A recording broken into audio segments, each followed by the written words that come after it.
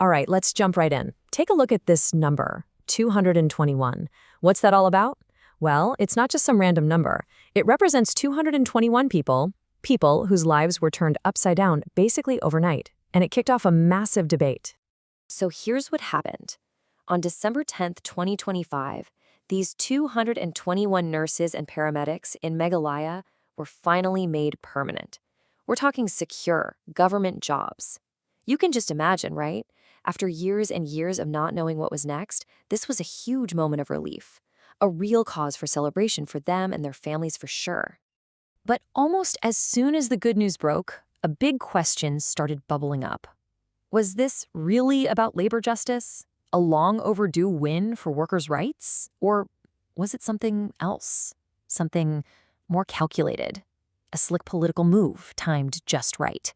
And that, right there, is the central question we're going to dig into. Okay, so to really get what's going on, we have to rewind a bit. We need to understand the backstory. What was life actually like for these healthcare workers before this big announcement? And it all comes down to this thing called a bond-based contract. See, these folks weren't regular full-time employees. Nope, they were hired on these temporary deals. Basically, they had to work in certain places, usually pretty rural spots, but they didn't get any of the perks. No real security, no benefits like a permanent employee would.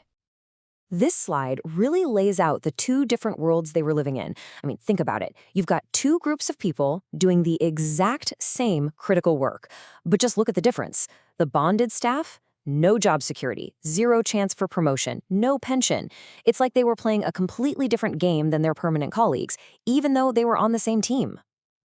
So let's talk about the human side of this, what it actually felt like. Just try to imagine. Some of these nurses and paramedics worked for more than a decade like this. A whole decade, doing absolutely vital work, often in places that really needed them, but all the while living with this constant stress, this nagging fear in the back of their minds. Will I have a job next year? That's a heavy weight to carry.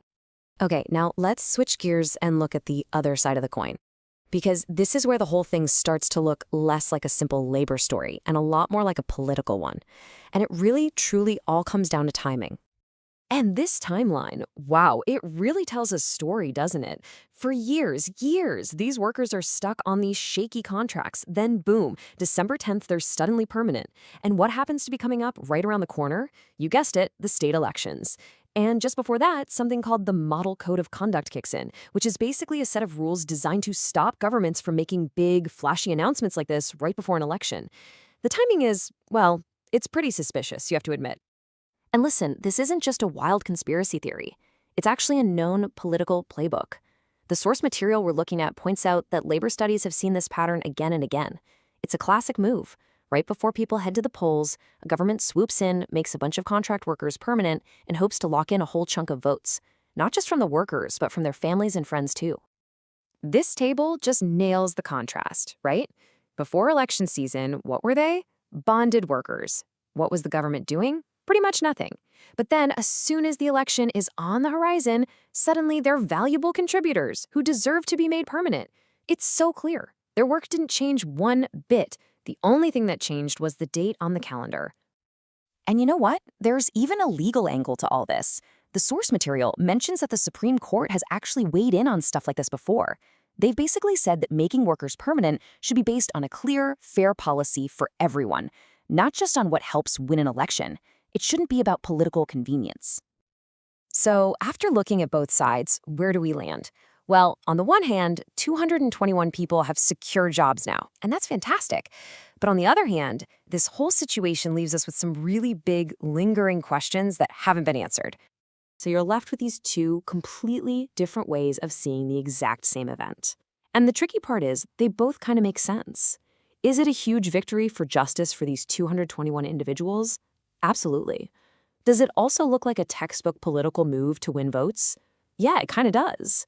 A fascinating thing is that both of these things can be true at the exact same time.